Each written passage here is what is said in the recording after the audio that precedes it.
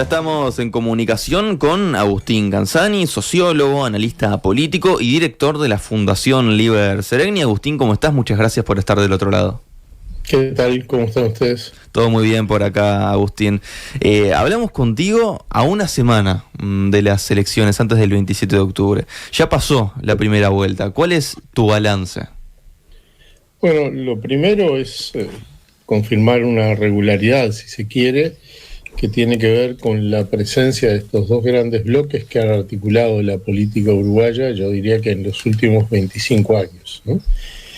La diferencia importante es que esos dos bloques en realidad tienen características distintas, porque un bloque es un solo partido, que es el Frente Amplio, y otro bloque agrupado en el comienzo solamente a dos partidos, los que llamamos dos partidos tradicionales, el Partido Nacional y el Partido Colorado, y después a ese bloque se le han ido sumando otros partidos de la forma más notoria, en este último caso ya con una cierta identidad, un cierto nombre, lo que llamamos la coalición multicolor, que en principio agrega como mínimo a Cabildo Abierto y al Partido Independiente. Estos dos grandes bloques, si se quiere, han estructurado la política uruguaya y se ve la presencia de ellos como grandes alineamientos, especialmente en las segundas vueltas electorales, cuando ellas han sucedido, y esto se mantiene con ciertas características más allá de cierta permeabilidad desde hace prácticamente un cuarto de siglo. Entonces, esa es una primera conclusión que hay que tener en cuenta. El país tiene esta división, a veces más parecida a una división casi exacta, a veces más desigual, pero algo que es una constante en estos últimos años. En segundo lugar, dentro de eso, esa estructura de partidos, hay un partido dominante en términos de presencia, que es el Frente Amplio. El Frente Amplio cumplió también 25 años de ser el partido más importante del país y lo ha sido en las últimas 5 elecciones con mucha regularidad y con mucha luz, si se quiere, ¿no? Siempre orillando algo cercano a la mitad de los votos o de los votos válidos como mínimo, y eso creo que también es una característica importante. Agustín, así como decís, estas dos cuestiones que se mantienen a lo largo de los años, sabemos que hubo también cambios importantes respecto a 2019. ¿Cuáles son esas diferencias? Bueno, ahí me parece importante resaltar también que lo que llamamos el bloque, hoy llamamos el bloque de la coalición multicolor, se ha reestructurado respecto a la última elección, ¿no? Y eso se ha reestructurado en desmedro de los partidos menores y significando un aumento sustancial de los partidos mayores dentro de la coalición. Es decir, los partidos tradicionales recuperan peso respecto a hace 5 años y los partidos menores, Cabildo Abierto y el Partido Independiente, grosso modo sumados, pierden peso. ¿Por qué se explica esto? También por diferencias en esas agrupaciones. Las diferencias en esas agrupaciones que muestran que cae un poco el Partido Nacional y que crece un poco el Partido Colorado. El Partido Colorado es el que finalmente termina de alguna manera permitiendo a los partidos tradicionales recuperar protagonismo. Y por el lado de los partidos menores se derrumba Cabildo Abierto de manera muy notoria, una caída muy importante de una elección a otra. Hay que remontarse bastante tiempo atrás para verificar este descenso en la intención de voto, y entonces lo que vamos a tener es, en el periodo siguiente, pase lo que pase en la segunda vuelta, una coalición que va a ser menos multicolor, que va a ser más cercana a la suma de los dos grandes partidos tradicionales. Y por supuesto uno podría seguir con otros cambios, por ejemplo, los cambios que se van dando a la interna del Frente Amplio, los cambios que se van dando a la interna del Partido Nacional y del Partido Colorado. Dentro de esta estructura las cosas no están quietas, sino que se mueven, y en cada uno de esos bloques el protagonismo empieza a ser un poco diferente respecto a 5 años atrás. Ahora, pensando en lo que fueron estas últimas elecciones, ¿cuál fue el mayor logro del Frente Amplio a tu entender? Esto de haber ganado en 12 departamentos, el haber llegado de alguna manera con más fuerza al interior del país, los movimientos que se dieron en los barrios, con una recuperación en los barrios de Montevideo. Yo creo que en realidad el Frente Amplio tiene una votación importante, por lo menos por 3 razones. En el largo plazo, porque vuelve a ser con diferencia el partido más votado del país. Estamos hablando de un 44% de los votos emitidos. Eso da más o menos un 46% de los votos hacia el conjunto de los partidos. Va a ser más grande, por poco, pero va a ser más grande que los 2 partidos tradicionales sumados, y por supuesto va a tener mayoría parlamentaria de diputados y crece en una forma importante de 13 a 16 senadores, de 42 a 48 diputados, pero además crece 5 puntos respecto a la elección anterior, agrega alrededor de unos 120.000 votos. De los partidos grandes es el que más crece, el Partido Popular no llega a crecer 4 puntos, crece en la misma proporción que decrece el bloque de la coalición multicolor, grosso modo el Frente Amplio más 5, la coalición multicolor menos 5, crece en todos los departamentos, no hay un solo departamento en que el Frente Amplio no crezca el número de votos y en términos porcentuales, y como vos decías es el partido más grande en 12 de los 19 departamentos, pero sacando el área metropolitana, Montevideo y Canelones, es el partido más grande en 10 de los 17 departamentos. Y además, creo que es bien importante tener en cuenta lo que decía antes, es que se consolida como el partido político más importante del país en los últimos 25 años, y si uno quiere hacer comparaciones para fijar esta importancia, los votos que logró Yamandú Orsi, aproximadamente un 44%, para remontarse a un partido que figure con niveles similares hay que ir a 1984, es decir, hay que ir 40 años atrás para encontrar un partido colorado que llegó a votar un poquito menos del 41%, ¿no? Es decir, que ahí hay un partido muy importante que se recupera respecto a la elección anterior, que sigue siendo el partido más grande del país, más allá de que probablemente las expectativas de mucha gente dentro del Frente Amplio eran mayores, ¿no? Agustín, Álvaro Delgado planteó, entrevistado por Telemundo, que para el Frente Amplio la diferencia con 2019 es que los votos que captó entonces en 2019 entre octubre y noviembre, ahora ya los juntó en la primera vuelta. Para vos, que analizás permanentemente los distintos datos, ¿cuánto hay de cierto en esto y cuánto efectivamente le queda por recuperar al Frente Amplio? No lo sabemos. La verdad es que esto depende de decisiones que van a tomar los electores y por lo tanto es muy difícil dar hoy un pronóstico sobre eso. Yo parto de la base de que va a ser una segunda vuelta disputada, ¿no? En los antecedentes que tenemos, en las segundas vueltas que hemos tenido, encontramos segundas vueltas que no aparecían como disputadas y otras que sí, y en todas ellas el Frente Amplio creció de manera sustancial. Entiendo que lo Delgado es más bien si se quiere, un argumento publicitario, entre comillas. No hay nada que nos diga que efectivamente el Frente Amplio no pueda crecer en la segunda vuelta, así como no hay nada que nos diga que el apoyo a la candidatura de Delgado va a ser monolítico de parte de otros eventuales socios de la coalición. Entonces, lo que habrá acá será un electorado en disputa.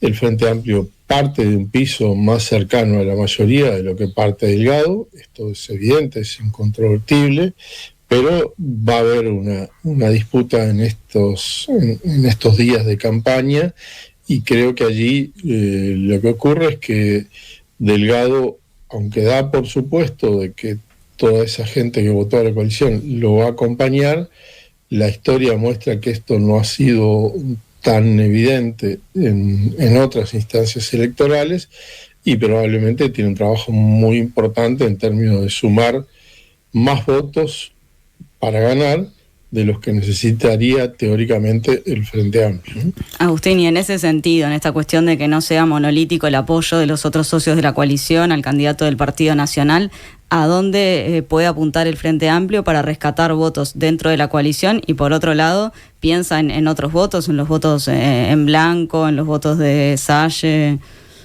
Bueno, acá hay una cuestión evidente, y es que obviamente el Frente Amplio va a poner la lupa en algunos sectores durante la campaña. Lo primero, y creo que lo más importante, es obtener votos que puedan provenir de la coalición, por una razón evidente. Si un voto se traslada desde partidos de la coalición hacia el Frente Amplio, ese voto vale doble, por así decirlo. Es decir, se le resta uno de la coalición y se aumenta uno del Frente Amplio, por lo tanto se reduce la diferencia en dos. Acá parece bastante claro que sí uno puede suponer, en grandes rasgos, fidelidad muy fuerte del electorado que votó a Delgado hacia la propia candidatura de Delgado. Sería raro que hubiera fugas importantes en ese grupo, pero cuando se entra en los votantes del Partido Colorado, allí ya hay una posibilidad de cambios que es mayor. ¿Han hablado, Agustín, con dirigentes del Partido Colorado, de Cabildo Abierto? Bueno, la verdad es que yo no estoy en esa parte, pero sí sé que hay contactos de este tipo, y además acá hay una cuestión bien importante.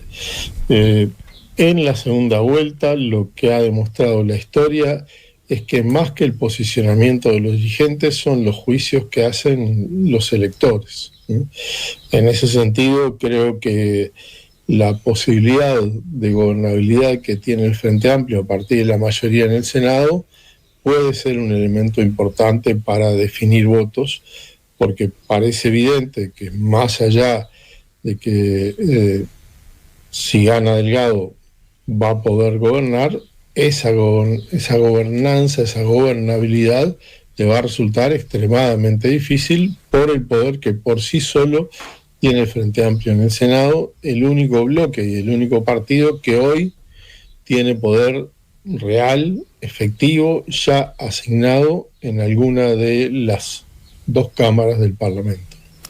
Ahora, si miramos lo que fue la votación del Partido Nacional, ¿cuál es tu valoración de ese 27% que obtuvo? ¿Es un buen porcentaje? Esta baja, ¿no?, respecto de lo que fue el 2019, ¿puede llegar a tener algo que ver con la gestión de gobierno, con la fórmula del Partido Nacional? ¿Por dónde va la cosa? Yo creo que la verdad es que es difícil hoy asignarlo a un solo factor. El Partido Nacional es un partido que celebró un porcentaje que en realidad es peor que el de la elección anterior y todavía sin haber ganado nada, ¿no? Entonces creo que eso tiene que ver también con que quizás las expectativas eran un poquito menores respecto a la votación que finalmente tuvo, y lo que tiene ahí es un pequeño desgaste. Ese pequeño desgaste, ¿qué muestra? Bueno, muestra que en términos estrictos el partido perdió votos, y también muestra una cierta inconsistencia en términos de que un partido que tiene un presidente en el poder que disfruta de una evaluación mayoritariamente positiva, que en prácticamente todos los estudios de opinión pública está en el entorno del 50%, no puede capitalizar ese nivel de apoyo en términos electorales. En ese sentido, la candidatura de Delgado terminó teniendo un desempeño más débil del que sugerirían estos otros indicadores de opinión. Sí mantiene al Partido Nacional con un peso muy importante, es el segundo partido, gana en una cantidad importante de departamentos, pero hay una caída del Partido Nacional que se puede achacar para algunas personas en cierto desgaste del gobierno, aunque esto sería inconsistente con los datos de opinión pública, para otros con la candidatura de Delgado y la diferencia en términos de imagen con su antecesor, para otros con la fórmula, y seguramente uno podría hacer un listado bastante más amplio y encontrar con que hay razones micro incluso que explican esto en cada departamento. para ser un partido que hoy en día tiene de los 19 departamentos, el gobierno en 15 de esos departamentos, es un partido que muestra una caída, un retroceso, y yo creo que el juicio es ambivalente. Le transforma en el segundo partido del país, le transforma en el líder del liderazgo de la coalición, pero no le permite ocultar que perdió posiciones. ¿Y cuál es tu lectura de la baja votación de Cabildo Abierto por un lado y por otra parte de la votación del Partido Colorado? Cabildo creo yo que se transformó en lo que denominaría un partido enclave, es decir, en un partido que terminó orientándose y hablándole a públicos muy, muy específicos. Mi impresión es que en Cabildo predominó lo que yo llamaría casi una lógica familiar, en el doble sentido. En el sentido de la familia militar, como suele decirse habitualmente, y en el sentido de la familia Manini. Es decir, a lo largo de esta administración, los únicos dos posicionamientos que creo que quedaban muy claros en el caso de Cabildo es que estaba detrás de un conjunto de cuestiones que de alguna manera afectaban directamente al personal militar y sobre todo a estamentos muy específicos del personal militar, y también con los casos y las acusaciones que hubo sobre mal manejo de los cargos públicos por parte de la esposa de Manini, a un partido que de alguna manera defendía a la familia Manini, y eso ocurrió también con lo que fue la elaboración de la lista de Cabildo al Senado, que generó también disrupciones dentro de la propia interna. Entonces ese electorado se redujo mucho, Cabildo perdió además la novedad y fue cuestionado en aspectos éticos que tenían que ver con una reivindicación importante que ellos decían en su discurso. Me parece además que de la coalición multicolor fue el partido que tuvo más dificultades para insertarse en esa lógica, negoció siempre en los márgenes y por lo tanto, bueno, fue cayendo fruto de la suma de estos factores. En términos del Partido Colorado, creo que hay un crecimiento que tiene que ver con una aparición importante, que es la figura de Ojeda.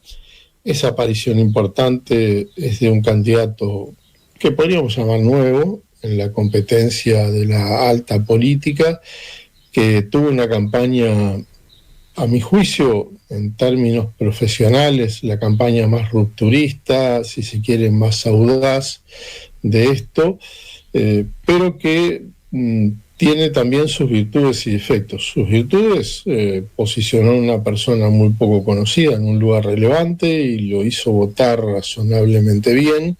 Sus defectos es que descuidó muchos aspectos de la política interna que suelen tener estas candidaturas que vienen desde fuera de la estructura partidaria, y hoy Ojeda, si uno mira, y si no hago mal los cálculos, creo que tiene solamente 2 de los 24 o 26 diputados colorados. Si el Bordaberry tiene más de 20 diputados colorados y Ojeda tiene 2. Entonces, la capacidad de influir y de tener peso propio en las negociaciones, no sé si estará tanto en la figura de Ojeda o estará más en la figura de Bordaberry, y eso genera una ambivalencia en el momento de evaluar el resultado del Partido Colorado para su principal liderazgo, ¿no? Agustín, mencionabas antes el tema de las mayorías en el Parlamento. El oficialismo obviamente está instaurando esta idea de que no hay mayoría en el Parlamento porque lo concibe como uno, ¿no? Cámara baja y Cámara alta. Sin embargo, el Frente Amplio obviamente está poniendo el foco en que consiguió la mayoría en el Senado. ¿Qué implicancias tiene esto, tener la mayoría en esta Cámara? Y por otro lado, ¿eso significa que Orsi ya tiene la mitad del camino allanado de alguna forma? Yo diría, empezando por el final, que es un logro bien importante para el Frente Amplio, para Orsi, tener el control de una de las dos cámaras y tenerlo por sí solo, por así decirlo, ¿no? Eso, como sabemos, implica que algunas cosas solo se pueden hacer si existe el aval del Frente Amplio, nombrar directores de las empresas públicas, decidir los ascensos militares, designar embajadores, es decir, hay una cantidad importante de cosas que solo pasan por el Senado. No ocurre lo mismo con la Cámara de Diputados, creo que hay un par de cuestiones. El inicio del juicio político, por ejemplo, se puede hacer en la Cámara de Diputados, aunque lo vota el Senado. La arogación de resoluciones departamentales se puede hacer en la Cámara de Diputados, pero son cuestiones que son, si se quiere, menos relevantes, por lo menos desde mi punto de vista. Entonces, dentro de la ausencia de mayorías totales, hay una mayoría parcial en la Cámara de Senadores, que es muy importante. Tiendo a pensar que ese es un hecho que la candidatura de Orsi va a tratar de visibilizar progresivamente, porque efectivamente le da un poder en el manejo de la agenda parlamentaria, de las resoluciones parlamentarias. En diputados, la mayoría no la tiene nadie, tiene un voto más el conjunto de la coalición sumada, y después se necesitan los votos de Salle para crear mayorías. Eso significa que en realidad, si gobernara la coalición para llegar a la mayoría en diputados, si no gobernara para llegar a la mayoría en diputados, tiene que hacer dos negociaciones, no una. Tiene que negociar primero internamente, eso implica negociar entre el Partido Nacional y el Partido Colorado y con Cabildo, y luego debería negociar con Salle. Por lo tanto, ahí hay una trama bastante más compleja que le agrega dificultades a la gobernabilidad. Pero esto lo que nos lleva es a una etapa nueva en la política uruguaya que en los últimos 25 años no habíamos conocido, en donde para armar determinadas mayorías va a ser muy importante la capacidad de negociación. ¿Y te parece, Agustín, pensando, porque ahora podemos hablar de qué pasa en la negociación más allá de la coalición, pero intracoalición, ¿te parece que va a ser sencillo la negociación? Pues justamente no le sobran los votos como para que le falte ningún diputado en una votación, por ejemplo. Bueno, supongo que en esta lógica, increíblemente, pero es así, los votos de Cabildo, aunque sean pocos, van a valer mucho dentro de la coalición. Y van a valer mucho dentro de la coalición, porque si los votos de Cabildo no están, el Frente Amplio supera en legisladores a la suma del Partido Nacional y el Partido Colorado, y eso es una variable que va a haber que tener en cuenta. Mi impresión es que el comportamiento de Cabildo puede variar. Estoy haciendo una especie de pronóstico que lo sabremos con el tiempo, es que si Delgado fuera electo presidente, la actuación de Cabildo sería una, y si Orsi fuera electo presidente, la actuación de Cabildo quizás sea otra. Ahora, ¿se puede prever que en un eventual gobierno de Delgado se logren grandes acuerdos cuando en este periodo no lograron acordar, bueno, más allá de la coalición en algunas cuestiones fundamentales? Para lograr esos grandes acuerdos debería participar el Frente Amplio.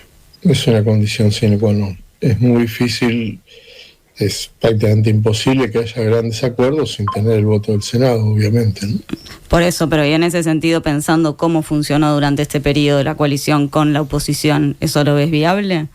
No, la coalición que gobernó estos 5 años, actuando con las características con las que actuó en estos 5 años, tiene escasísimas chances de tener posibilidades de aprobar grandes cosas, porque si no conversa con el Frente Amplio, si no conversa con el Frente Amplio, le va a resultar extremadamente difícil. Y hay que recordar que el Frente Amplio gobernó 15 años, y en esos 15 años sus bancadas legislativas actuaron casi siempre, yo diría que son contadas con los dedos de una mano, las excepciones, actuaron casi siempre votando de manera monolítica. Por lo tanto, no es lo que ocurre en otros países, donde puede haber fugas de legisladores desde un partido hacia otro. En el caso del Frente Amplio en Uruguay, no. Eso parece bastante más difícil. No es tan así, no hay un comportamiento tan monolítico en el caso de los partidos de la coalición, al menos hasta ahora. Y pensando en la posibilidad de generar acuerdos en un eventual gobierno de Álvaro Delgado, más allá de estas convocatorias que ha estado haciendo recientemente algunas personas, incluso del Frente Amplio, ¿cuánto incide que durante la campaña previo a octubre haya cuestionado tanto al Frente Amplio, haciendo una campaña tan confrontativa? Bueno, obviamente que generó un escenario que no es el mejor para los acuerdos. El tiempo dirá, ¿no?